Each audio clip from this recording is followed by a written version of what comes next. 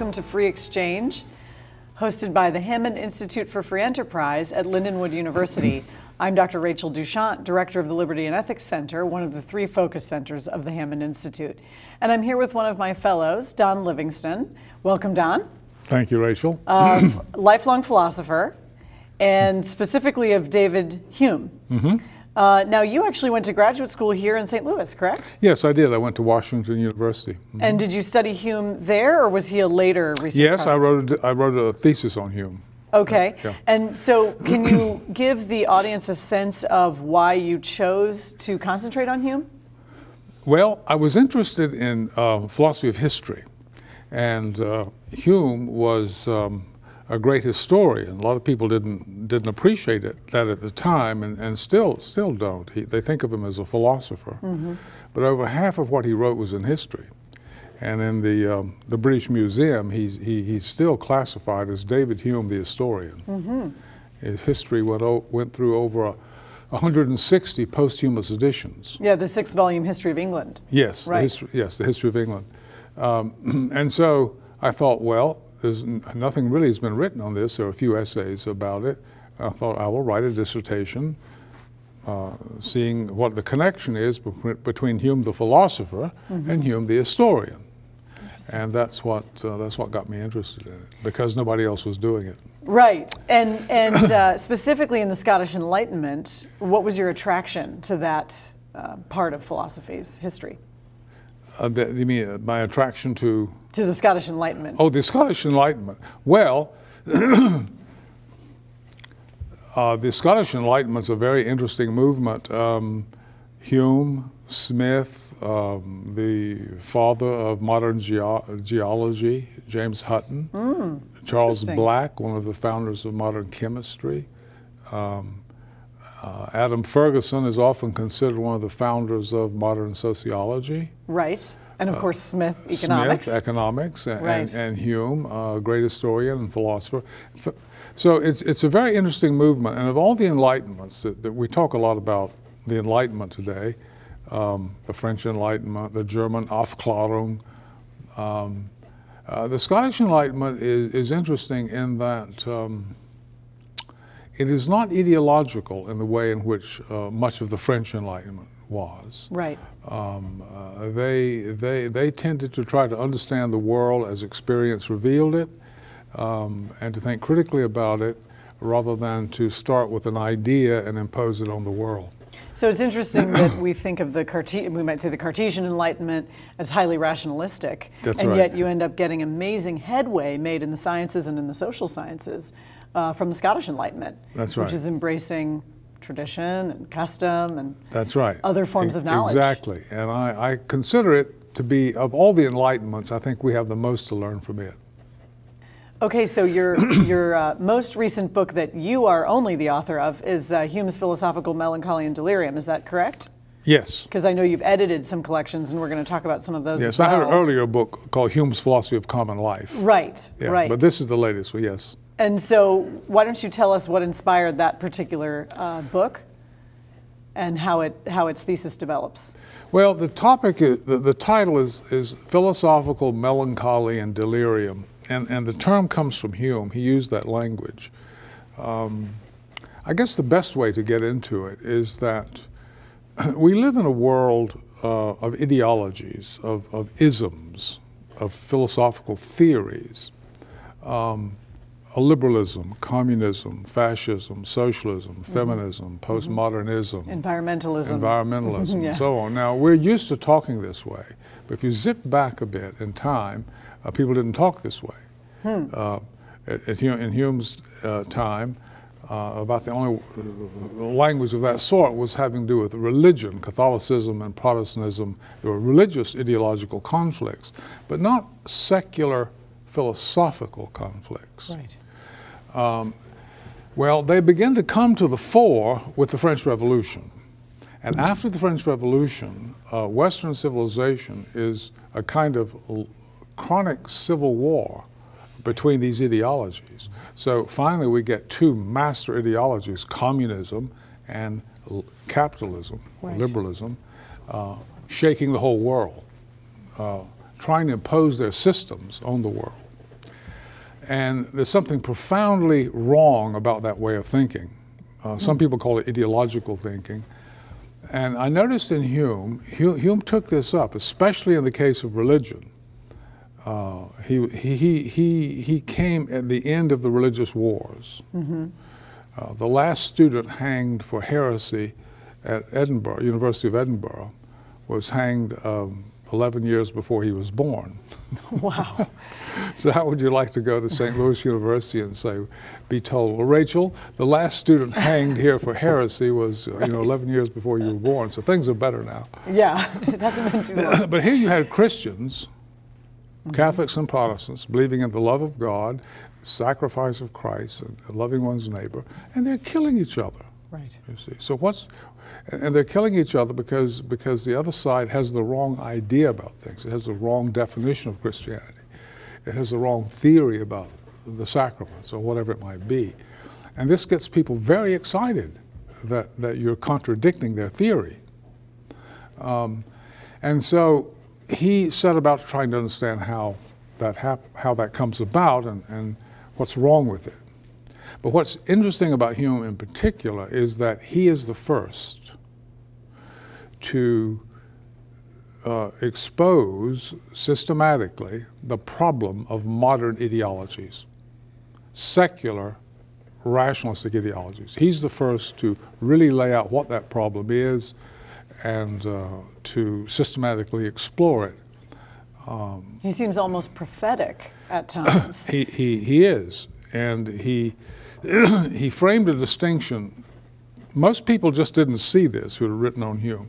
He frames a distinction in the treatise between what he calls true philosophy and false philosophy. Nothing wrong with philosophy, but philosophy can go off on a wrong path and end up in self-deception. And so he wanted to explain how that's possible. Now that's very difficult to do, because if there's a distinction between true and false philosophy, how would you know what it was? Right. You'd have to be doing philosophy. You'd have to be doing philosophy. So you can say, well, this is what it is. Well, but how do you know you're not engaged in the false sort? Exactly. So it's a very difficult thing to try to do, but he worked out a dialectical pattern of thinking whereby he could, he thought, show you the difference.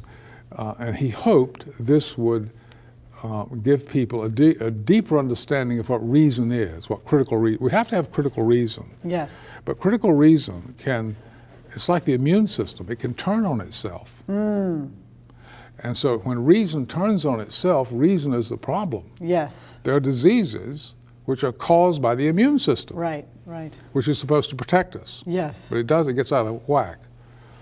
And so the book Philosophical Melancholy and Delirium is a systematic examination of what Hume did in that respect. Very good. And you've also edited a few things recently, namely your book about reconsidering the 21st century, reconsidering America in the 21st century. Tell us about that book. Well, the title is Rethinking the American Union for the 21st Century. And the front of the book shows you a picture of the United States broken up into a number of federations. And the argument of the book is that we need to think that we need to consider that the United States has become too large for self-government. And size is not something we discuss much, although in earlier Republican philosophy, size was discussed all the time. Yes, yes. Size does matter. Now we know that in common life. If your nose is too large, you're not very attractive. And if it's too small, you're not very attractive. Right. And so it's got to be just right. If a gazelle's legs were an inch longer, they would crack. They're just the right length. Everything in nature, Aristotle says, has a scale beyond which or below which it becomes dysfunctional. Right. And that's true of governments as well as anything else. A jury of 12 people is admirably suited to decide the facts of a case, unanimously. You have to get unanimous consent. Yeah, the level of conversation that would be necessary for that sort of decision would become totally unwieldy. Yeah, if you had 100, right. Not everybody could speak, or if they could, they would just be in sound bites. Right. Eventually one would just have to say, let's take a vote. And but once you say, let's take a vote, you don't have a jury. Right. Because the nice thing about a jury is that there's not going to be any vote. Right. Everybody has to agree, or you have a hung jury. So, you know, if I'm bigoted and I want a roughshod over everybody, if there's one person holding out, we're going to be here all day or all year unless we can convince that person. So we have to ask, what's your problem? Yeah, yeah. You have to enter into the dialogue. And if we do that, we may finally come to see that we're the problem. But unless there's that resistance, and you can only have it with small scale. And the same is true of government. Right. Governments can become too large. And what do you think accounts for the fact that we seem to have forgotten this question of scale? I mean, why is this no longer a part of political philosophy in general? Well, it's a complicated question. Let's go at it this way. Let's go back to a time when, let's look at the Republican tradition. If you go back, the Greeks pretty much developed this idea of Republican government. And they held that a republic had to have, well, how shall I put this? From the time of the Greeks, about 2,500 years ago until the French Revolution, most everybody agreed that a republic had three features. One was the citizens make the laws they live under. Right. Secondly, they can't just make just any law. They can make laws only that are in accord with a more fundamental law, which they don't make, but which they know through tradition. Right. That's called the rule of law. Right. But the third feature is the republic has to be small. And that's what we've forgotten. When people talk about republics, they all understand self-government and rule of law, but they've forgotten the third part. Now, how small? Well, Aristotle said you need to have enough people to provide the function of government, which is security, justice, economic prosperity, and a high degree of human excellence. Right. And when we look at republics, from the time of the Greeks until, say, the French Revolution, you're hard-pressed to find any of them that are over 200,000 people. They're very small. Yes. Athens had well, nobody knows, but they guess from 170 to maybe 250,000 people at its height. Right. And it produced Socrates, Plato, Aristotle, world-class architecture, you know. I'm going to stop you there and pick right up where we are leaving off here in one moment. Please join us back here in a minute. You wouldn't let money just blow out of your house. So when your AC or heater is on, make sure the doors, windows, and fireplace flue are shut tight. If you're headed out, turn down the AC or lower the heat by 10 degrees. And always keep your water heater set at 120. A little bit of common sense goes a long way. Get more great tips at energysaver.gov. Hi, welcome back to Free Exchange, hosted by the Hammond Institute for Free Enterprise at Lindenwood University. We're back with my guest, Don Livingston, and you were telling us about the size of Athens, which is around 200,000, maybe on average, and yet we think of it as the beginning of Western civilization, right? All of the great figures there, geometry, philosophy, theater, and so forth. So, yes, and if you look at the Republican tradition up to the French Revolution, from the ancient Greeks on, it's hard to, as I say, it's hard to find a republic over 200,000, and most of them are much less. For example, Florence, a leader in the Renaissance, Michelangelo, Da Vinci, Machiavelli, Botticelli, world-class architecture, modern banking, comes out of Florence, 80,000 people. Venice in the 17th century was the leading cultural center of Europe with about 180,000 people. So what this shows is you don't need large states to achieve a high degree of human excellence and culture. Now, this is not to say these states were self-sufficient, far from it. And the smaller the state, the more you're dependent on trade. Which is why these small states tended to favor free trade.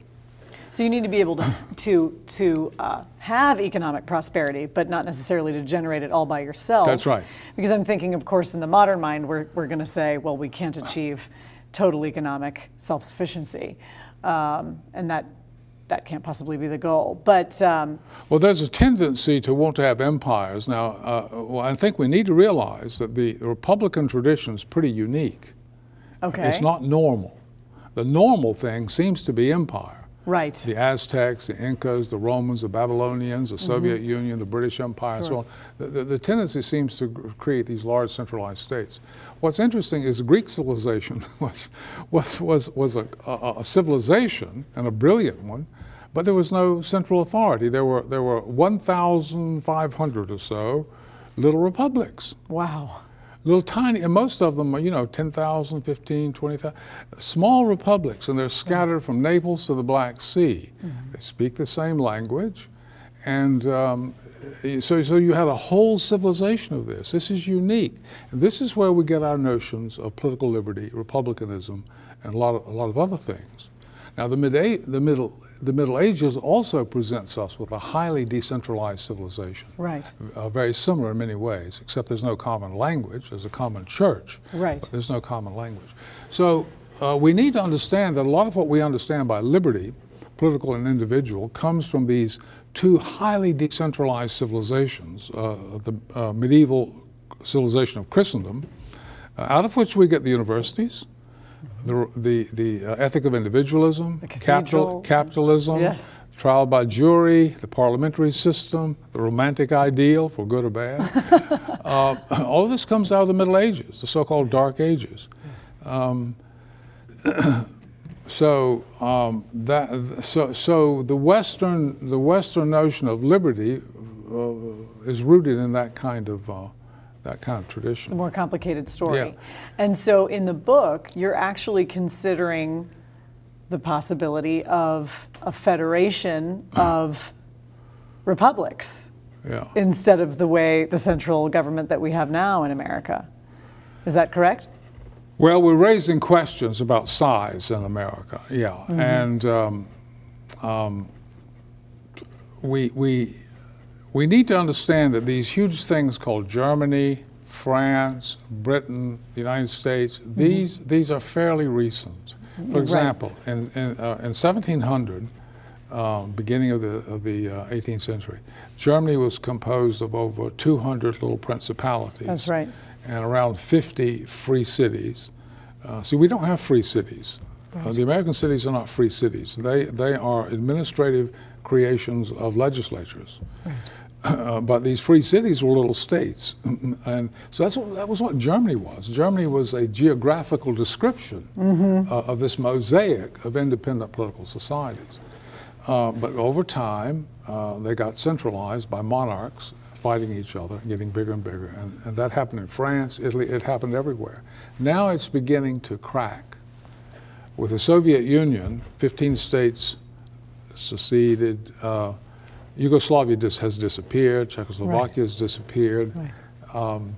There will be a referendum on secession in Scotland this year. Right. As we speak, there's a referendum on the secession of the Veneto in Italy. Oh, really? You don't hear much about it. No. Venice is the center of the Veneto. I can't remember, I think there are about 3 million people there in the Veneto, but that's a region, and they're voting to secede from Italy. And I think the Quebecois would have seceded from Canada if they could have afforded the debt, their portion of the debt, right? They were lost by 1%. I mean, it was 51 to 49. Very close, yeah. And Catalonia may well secede in the future. So these big nation states, which all claim to be one and indivisible, are fracturing. And many people see this as a horrible thing. Right. But it's not necessarily a horrible thing, because when we look at Greek civilization and medieval civilization, we see that there are other ways to arrange things than to have these big centralized bureaucratic states.